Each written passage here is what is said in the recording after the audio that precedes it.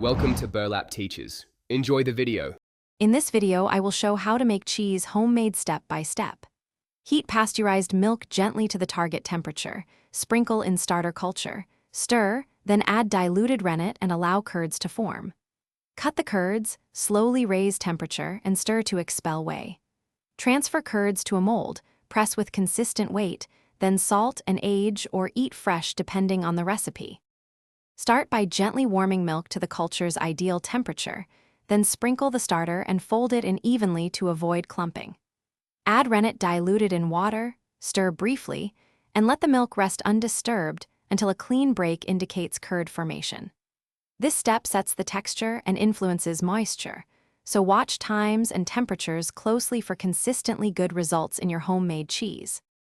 If you're finding this video helpful, please subscribe and like so I can keep sharing simple recipes and tips. Quick recommendation. The Kindle Paperwhite makes it easy to read recipes in the kitchen or on the go, and it's a handy companion when you follow long cheese guides. Check the description for the link and other deals, then grab a snack, and now let's get back to the video. After curds reach the right firmness, ladle them into a cheesecloth-lined mold and begin pressing with gentle, increasing weight to expel whey evenly. Monitor the press schedule and flip the cheese as needed for uniform shape. Once pressed, apply salt either by dry salting or brining according to the recipe, which balances flavor and controls moisture for proper texture and shelf life.